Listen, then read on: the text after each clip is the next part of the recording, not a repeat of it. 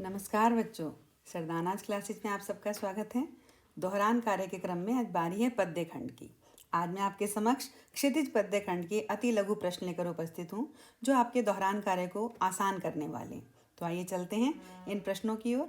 लेकिन हाँ, उससे पहले चैनल को सब्सक्राइब करना अवश्य कर दें, ताकि ज्ञान का आदान प्रदान इसी तरह चलता रहे।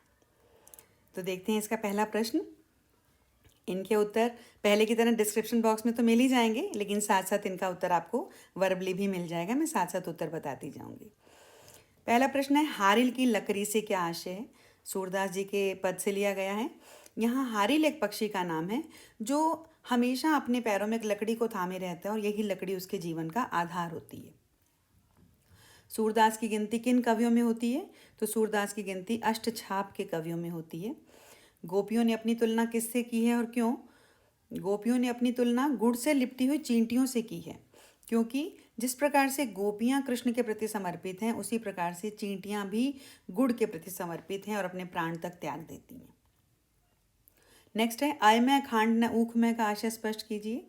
तो ये राम लक्ष्मण परशुराम संवाद से प्रश्न लिया गया है, जिसमें जब लक्ष्मण क्रोधित होते हैं और परशुराम भी उन पर क्रोध कर रहे हैं, तो व्यंग्य भी कर रहे हैं लक्ष्मण, तब विश्वामित्र परशुराम को समझाते हुए कहते हैं कि लक्ष्मण जो है गन्ने के रस से बनी हुई खांड नहीं है, अर्थात इतने कोमल और नाजुक नहीं है।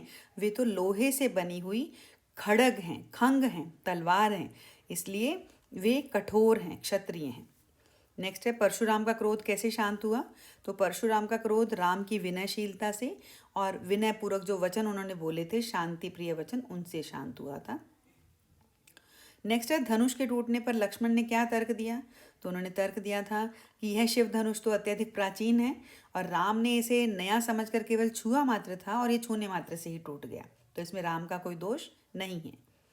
नेक्स्ट है, राम लक्ष्मण परशुराम संवाद रामचरितमानस के किस कांड से लिया गया है? ये रामचरितमानस के बाल कांड से लिया गया है। और यही प्रश्न बन सकता है कि यह पाठ जो है, जो संवाद है, वो कहाँ से लिया गया है? तो ग्रंथ का नाम है रामचरितमानस और कांड है बाल कांड। नेक्स्ट है, कवि देव की कविता का प्रमुख विषय क्या है? तो कवि देव की कविता का प्रमुख विषय श्रृंगार है। श्रृंगार रस पर उन्होंने लिखा है। श्री कृष्ण के रूप सौंदर्य का वर्णन किया है और बसंत को बालक के रूप में वर्णित किया है। नेक्स्ट है, ब्रज दूल्हे किसे संबोधित किया गया है? तो ब्रज दूल्हे श्री कृष्ण को संबोधित किया गया कि वे ब्रज के दूल्हे के रूप में सुशोभित होते हैं। नेक्स्ट है, मंद हंसी मुखचंद जुनाई में कौन सा अलंकार है? तो यहाँ रूपक अलंकार है, मुख रूपी चंद्रमा, चंद्रमा रूपी मुख, तो यहाँ रूपक अलंकार है। वसंत को किसका पुत्र बताया गया? तो इस पाठ में जो कविता हमारी देव की कविता है, उसमें वसंत को सौंदर्य के देवता, सुंदरता के देवता कामदेव का पुत्र बताया गया है। कवि देव ने सवैये में क्या कामना व्यक्त की है? तो कवि देव ने सवैये में कामना व्यक्त की है कि श्री कृष्ण ब्रज के दूल्हे के रूप में सदा बने रहें तथा सबके सहायक बनकर हमेशा उन पर कृपा करते रहें। नेक्स्ट है, चंद्रमा को किसका प्रतिबिंब बताया गया है? तो चंद्रमा को राधा का प्रतिबिंब बताया गया है। अन्य कविताओं में इसका उल्टा रहता है कि चंद्रमा से तुलना की जाती है, लेकिन यहाँ चंद्रमा की तुलना राधा से की गई है। तो ये कवि देव की एक विशेषता है, मुख्य विशेषता। आत्मकथ्य कविता में किसकी अभिव्यक्ति है? तो आत्मकथ्य कविता में कवि जयशंकर प्रसाद के जीवन के यथार्थ व अभावों की अभिव्यक्ति है कि उनके जीवन में कितने अभाव थे और उनके जीवन की वास्तविकता क्या थी। नेक्स्ट है, कवि जयशंकर प्रसाद अपनी आत्मकथा क्यों नहीं लिखना चाहते थे? क्योंकि इसको लिखने से उनकी भूलें सबके सामने प्रकट हो जाएंगी और सब उनके स्वभाव की सरलता की हंसी उड़ाएंगे। नेक्स्ट है, जयशंकर प्रसाद जी किस धारा के कवि माने जाते हैं? तो वे छायावादी धारा के कवि माने जाते हैं।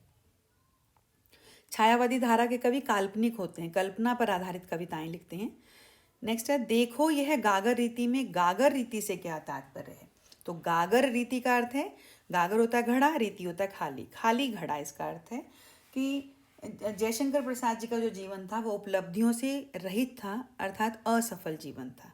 तो उपलब्धियों से रहित अर्थात असफल जीवन इसका अर्थ है। और अगर शाब्दिक अर्थ देखें तो गागर रीति का अर्थ है खाली घड़ा, खाली मटका। नेक्स्ट है, आत्मकथ्य कविता में कवि ने महान कवि की विनम्रता किस प्रकार प्रकट की है? तो कवि ने कहा है कि मेरा जीवन अनेक दुर्बलताओं से घिरा है, मेरी कथा एक सामान्य व्यक्ति की जीवन कथा है और इस छोटी सी कथा को अपनी महानता बनाकर कुछ लिखना उन्हें अच्छा नहीं लग रहा था, तो उन्होंने अपने आप को एक सामान्य कवि, एक व्यक्ति बताया है। तो यही उनकी महानता है, यही उनकी विनम्रता है। नेक्स्ट है स्मृति पाथेय का क्या अर्थ है। तो पाथेय होता है कि हमारा जो एक सहारा है। पाथेय का अर्थ है सहारा। जब हम किसी यात्रा पर जाते हैं या कहीं जाते हैं तो हमारे पास जो सहारा है उस यात्रा का, वो पाथेय है। तो यहाँ जीवन रूपी यात्रा में जो कवि जयशंकर प्रसाद की यादें हैं, स्मृतियाँ हैं, वो उनका सहारा है। तो स्मृति रूपी सहारा या उनकी जो यादों का सहारा है, वो इसका तात्पर्य है। नेक्स्ट है बादल को कविता में किसका प्रतीक बताया गया है। तो बादल को कविता में पौरुष और क्रांति का प्रतीक बताया गया है। नेक्स्ट है बादल किसकी प्रेरणा देते हैं। तो बादल नव जीवन की, नए जीवन की और नई कविता के सृजन की प्रेरणा देते हैं। नेक्स्ट है कवि ने बादल को अनंत के घन क्यों कहा है। क्योंकि अनंत के दो अर्थ हैं, आकाश और ईश्वर। बादल ईश्वर के प्रतिनिधि बनकर आते हैं और करुणा रूपी जल बरसाते हैं। तो उन्होंने बादल को अनंत के घन कहा है, अर्थात ईश्वर के बादल कहा है। कवि निराला किस प्रकार के कवि माने जाते हैं। क्रांतिकारी विचारों के कवि माने जाते हैं कवि निराला। वो परिवर्तन लाना चाहते हैं। कवि ने बादलों को ही क्यों संबोधित किया है। क्योंकि बादल जो है वो गर्जन और सृजन दोनों के ही प्रतीक हैं। और कवि का प्रिय विषय भी बादल है, क्योंकि वो क्रांति के कवि थे, बदलाव लाना चाहते थे, और बादल जो हैं वातावरण में बदलाव लाते हैं। अट नहीं रही कविता का वर्ण्य विषय क्या है। तो अट नहीं रही कविता का वर्ण्य विषय है फागुन मास का प्राकृतिक सौंदर्य। उसमें उन्होंने फागुन के महीने का प्राकृतिक सौंदर्य वर्णित किया है। जो अभी फागुन का महीना अब चल ही रहा है, होली आने वाली है, तो इन दिनों फागुन का जो प्राकृतिक सौंदर्य चारों तरफ फैला हुआ है, उसी का वर्णन उन्होंने अट नहीं रही कविता में किया। नेक्स्ट है ये दंतुरित मुस्कान कविता किसके लिए लिखी गई है। तो यह कविता कवि ने अपने शिशु, अर्थात जो नवजात शिशु है, उसके लिए लिखी है। फसल कविता में कवि क्या कहना चाहते हैं। तो कवि कहना चाहते हैं कि फसलों को उगाने में किसी एक व्यक्ति का सहयोग नहीं है, किसी एक वस्तु का सहयोग नहीं है। उसमें हवा, पानी, मिट्टी, किसान और किसान अर्थात मनुष्य और सूर्य के प्रकाश का सहयोग उसमें मिश्रित है, अपेक्षित है। अर्थात ये पंच तत्व उसमें मिले हुए हैं। उनमें किसी एक वस्तु की, एक व्यक्ति की आवश्यकता से नहीं बनती है फसल। फसल में इन सब का सहयोग अपेक्षित है। कवि नागार्जुन का मूल नाम क्या था। कवि नागार्जुन का मूल नाम वैद्यनाथ मिश्र था। नेक्स्ट है यह दंतुरित मुस्कान कविता में कवि किसके प्रति कृतज्ञता प्रकट कर रहे हैं। तो इसमें उन्होंने शिशु की माँ अर्थात अपनी पत्नी के लिए कृतज्ञता प्रकट की है। फसल को किसका गुणधर्म कहा गया है। तो फसल को मिट्टी का गुणधर्म कहा गया है। नेक्स्ट है छाया मत छूना कविता का भावार्थ क्या है। तो यहाँ पर इस कविता में छाया यानी कि अतीत की यादों को कहा गया है। बीते हुए क्षणों की यादें, चाहे वो अच्छी हो या बुरी, वर्तमान में दुख ही देती हैं, इसलिए हमें उन्हें कभी याद नहीं करना चाहिए, भूल जाना चाहिए। नेक्स्ट है कवि ने सांसारिक समृद्धि के किन किन रूपों को भ्रांति कहा है। तो जयशंकर प्रसाद जी ने इस कविता में उन्होंने कहा है रूप, यश, धन, वैभव, मान, सम्मान और प्रभुता आदि सांसारिक समृद्धि को उन्होंने भ्रांति कहा है। सरमाया शब्द का अर्थ है पूंजी। नेक्स्ट है छाया मत छूना कविता में किसे संबोधित किया गया है। तो उन्होंने मन को संबोधित किया है। वस्त्र व आभूषण को कन्यादान कविता में क्या बताया गया है। वस्त्र व आभूषण को कन्यादान कविता में शाब्दिक भ्रम और स्त्री के बंधन कहा गया है। कवि ने लड़की को कैसी पाठिका कहा है। कवि ने लड़की को धुंधले प्रकाश की पाठिका कहा, क्योंकि उसे अधूरा ज्ञान है। वो जीवन के एक पक्ष को जानती है लेकिन दूसरे पक्ष को नहीं जानती है। अंतिम पूंजी किसे कहा गया और क्यों। तो अंतिम पूंजी माँ ने अपनी बेटी को कहा है, क्योंकि उसके विदा होने के पश्चात, उसके विवाह के पश्चात वो अपना सुख दुख किससे बांटेगी, तो इसलिए उसे वो अपनी बेटी अंतिम पूंजी लग रही है। लड़की अभी सयानी नहीं थी के आधार पर लड़की की उम्र क्या रही होगी, अनुमान के आधार पर 15 या 16 वर्ष, क्योंकि उस समय हमारे संविधान के अनुसार, हमारे नियम के अनुसार 16 वर्ष की उम्र निर्धारित की गई थी लड़की के विवाह के लिए। नेक्स्ट है तार सप्तक का क्या अर्थ है। तो सरगम, जो हमारे 7 सुर हैं, सा रे गा मा, उनको ऊंचे स्वर में गाना ही तार सप्तक कहलाता है। योग्य व समर्थ होते हुए भी किस भावना से संगतकार अपनी आवाज़ को ऊंचा ना उठाकर गुरु के स्वर को ऊंचाई व बल प्रदान करता है। तो उसकी भावना है मनुष्यता की, मानवता की भावना है कि वो ऊंचा स्वर उठा सकता है, लेकिन फिर भी अपने गुरु का सम्मान करता है और वो अपने स्वर को ऊंचा नहीं उठाता। नेक्स्ट है संगतकार कविता का संदेश। संगतकार कविता का संदेश, संगतकार को सम्मान दिलवाना है क्योंकि उसके बिना मुख्य गायक अधूरा है। संगतकार का मुख्य गायक से क्या क्या संबंध हो सकता है? वो उसका छोटा भाई हो सकता है, शिष्य हो सकता है, या दूर का कोई रिश्तेदार हो सकता है। नेक्स्ट है, कठिन यथार्थ के पूजन से क्या तात्पर्य है?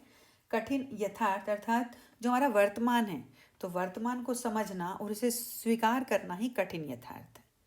नेक्स्ट है, कवि ने बांस और बबूल किसे कहा और क्यों? कवि ने बांस और बबूल अपने आप को कहा है क्योंकि जिस प्रकार बांस और बबूल दोनों शुष्क पेड़ हैं, उनमें फूल नहीं आते हैं, और कवि भी अपने घर से दूर रहने के कारण संवेदनाहीन हो गया है, उसमें भावनाएं नहीं हैं, इसलिए उन्हें आपको बांस और बबूल कहा है। नेक्स्ट है, बसंत रूपी बालक की नज़र कौन उतार रहा है और क्यों? तो बसंत रूपी बालक की नज़र कंजकली रूपी नायिका, जो कमल रूपी नायिका है, वो बेल है, बेलों रूपी साड़ी के पल्ले को सिर पर रखकर फूलों के पराग रूपी नमक और राई से बसंत रूपी बालक की नज़र उतार रही है। तो जिस तरह से महिलाएं सिर पर पल्लू ओढ़कर अपने बालक की नज़र उतारती हैं, तो कंजकली रूपी जो नायिका है, कंजकली नायिका है, वो बेलों के पल्ले से अपने सिर को ढककर फूलों के पराग से नज़र उतार रही है वसंत रूपी बालक की। तो यहाँ हमारे प्रश्न समाप्त होते हैं। उम्मीद करती हूँ कि समझ भी आए होंगे और दोहरान कार्य में मदद भी करेंगे और आपके परीक्षा में अच्छे अंक लाने में भी सहायक होंगे। तो आप सबको ऑल द बेस्ट, अच्छे से तैयारी करें और कहीं परेशानी आती तो पूछें अवश्य। तो मिलते हैं नेक्स्ट वीडियो में कुछ नई जानकारी के साथ, ताकि आपकी कुछ मदद हो सके।